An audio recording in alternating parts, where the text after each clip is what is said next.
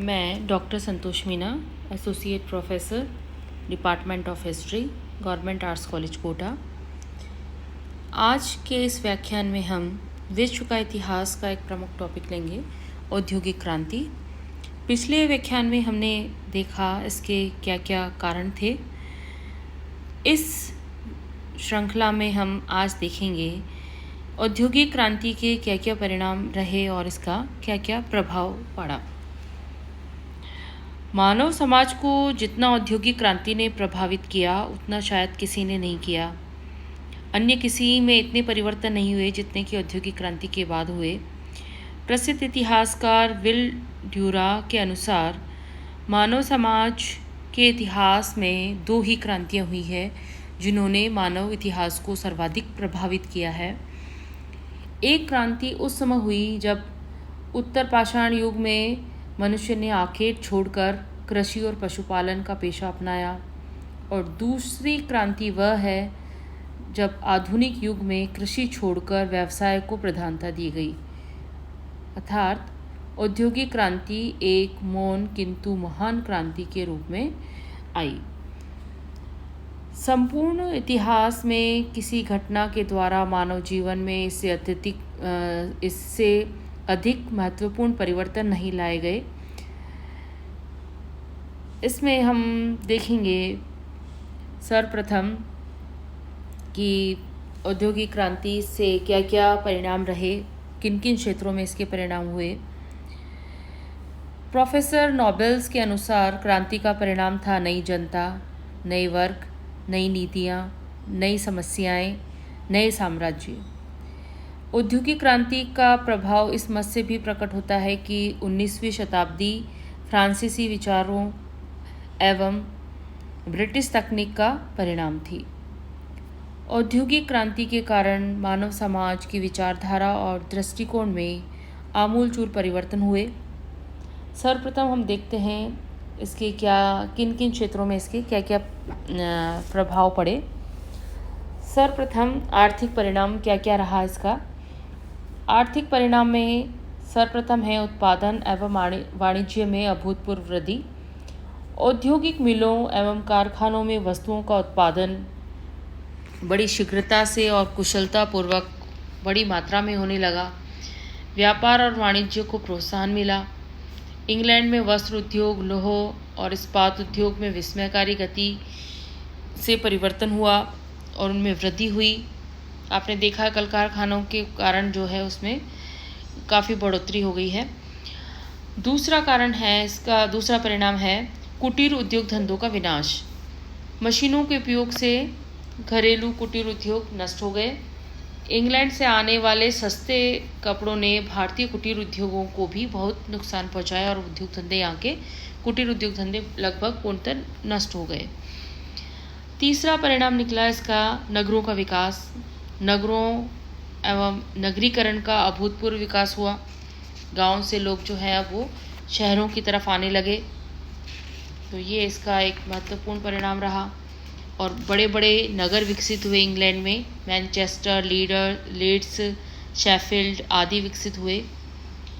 फिर है इसमें औद्योगिक पूंजीवाद का विकास।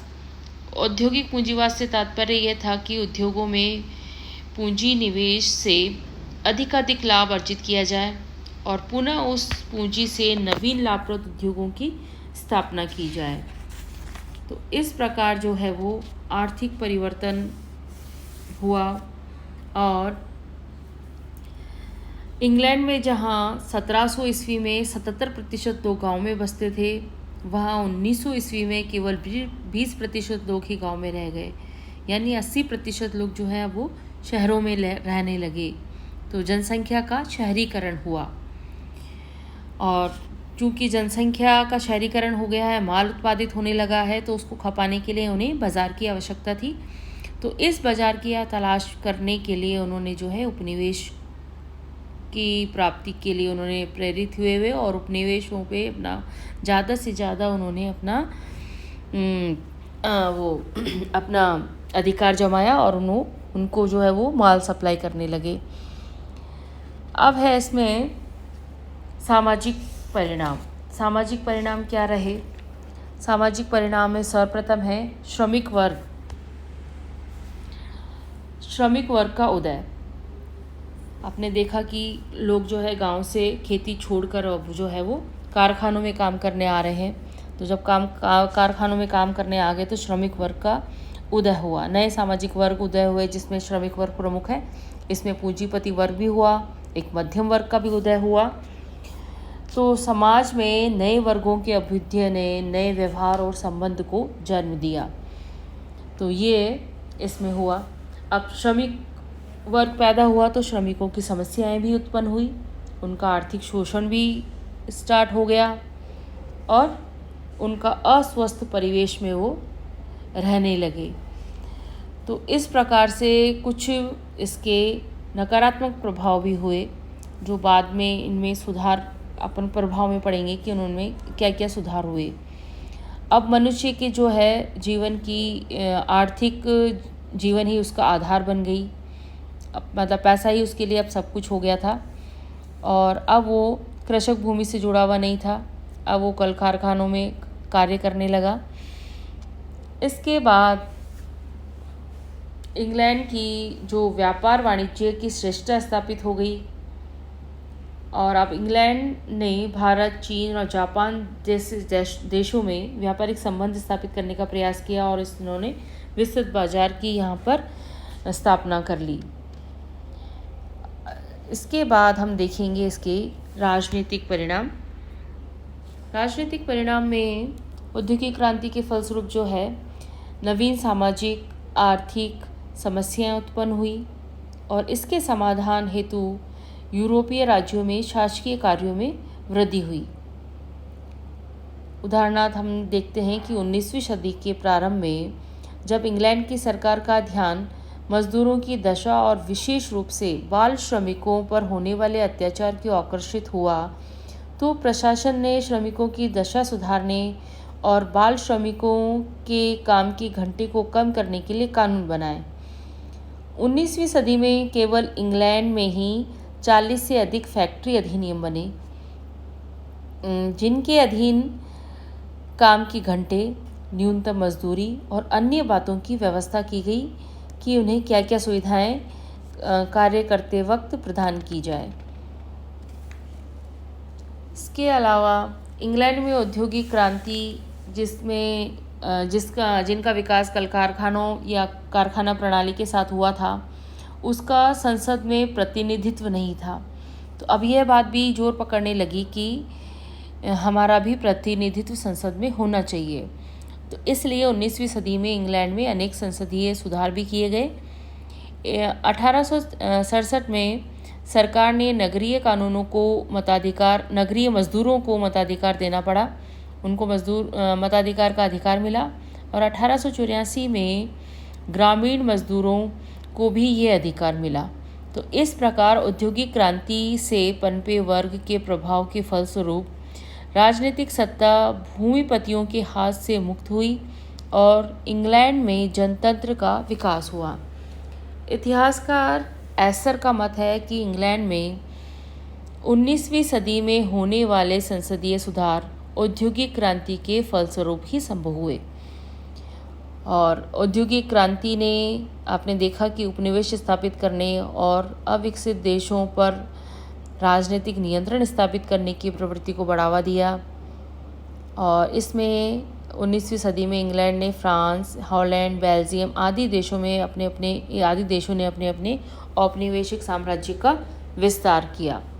और इससे क्या हुआ कि यूरोपीय राज्यों में औपनिवेशिक और व्यापारिक प्रतिद्वंदिता शुरू हो गई और इसमें जर्मनी और इटली काफ़ी पीछे रह गए थे, क्योंकि वे एक राष्ट्र शक्ति के रूप में 1870 के बाद ही उनका अंतर्राष्ट्रीय मंच पर उनका उदय हुआ था या वो प्रकट हुए थे।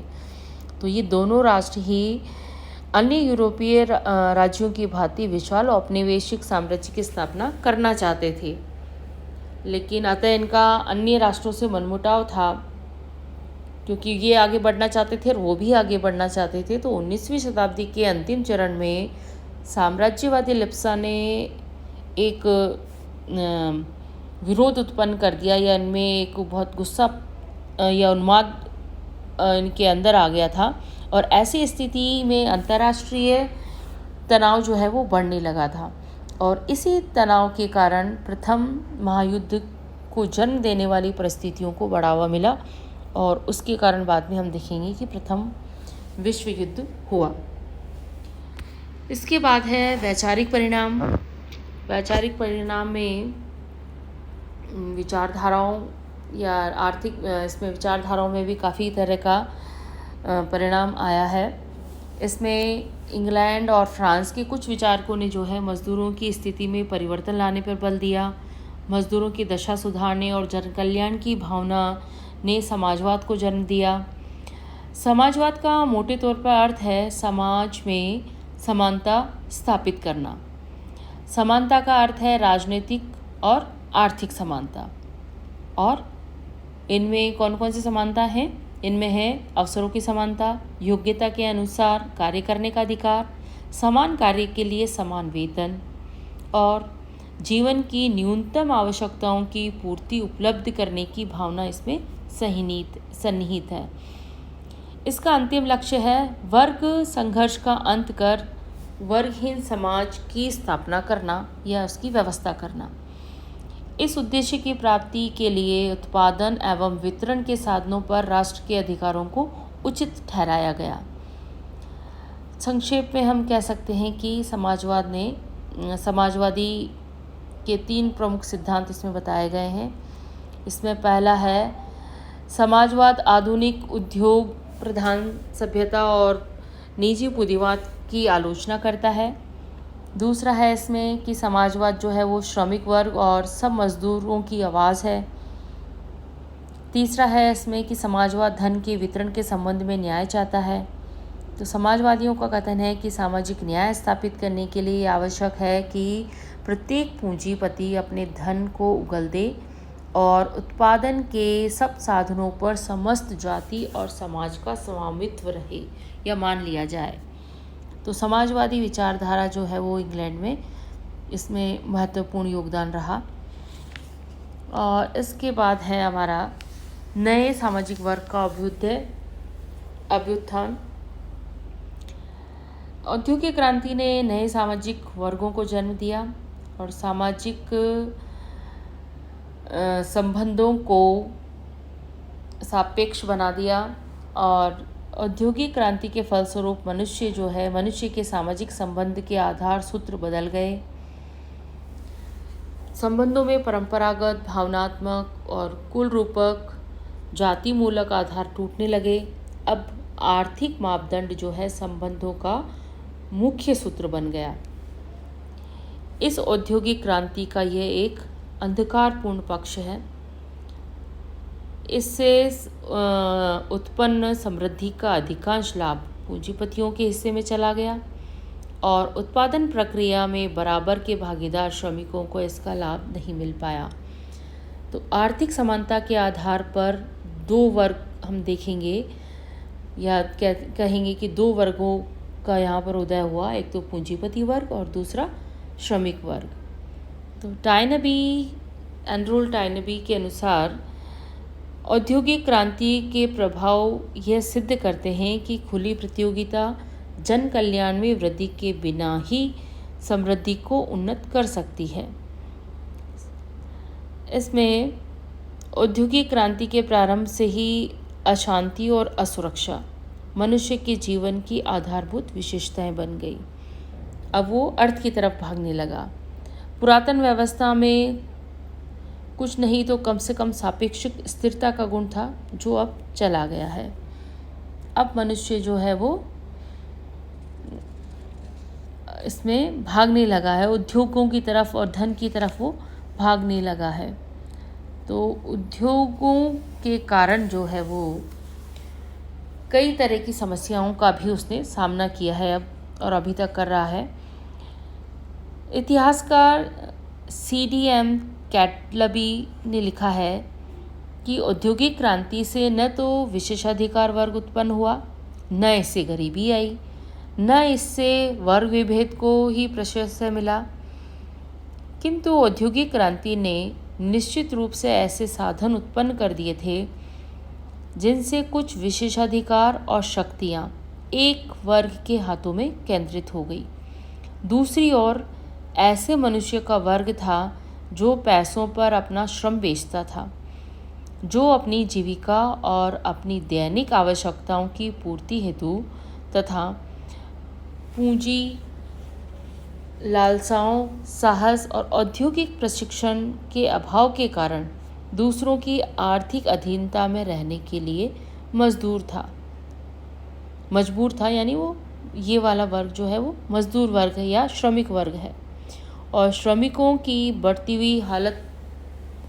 हुई हालत के कारण ही ट्रेड यूनियन या मजदूर संघ बनाने के लिए बाध्य हुए लोग, और वो बना। और औद्योगिक क्रांति के फलस्वरूप जिन नए वर्गों का जन्म हुआ वे अपने अधिकारों की मांग करने लगे। श्रमिकों के साथ साथ अब स्त्रियों की भी नई मांगें आने लगी, और ये दोनों ही वर्ग जीवन के प्रति इनका दृष्टिकोण बदलने लगा, और इनके जीवन में जो है अब क्रांतिकारी परिवर्तन हुए। तो इस प्रकार हम देखते हैं कि औद्योगिक क्रांति ने समाज के रूप में आमूलचूल परिवर्तन किया। धन्यवाद।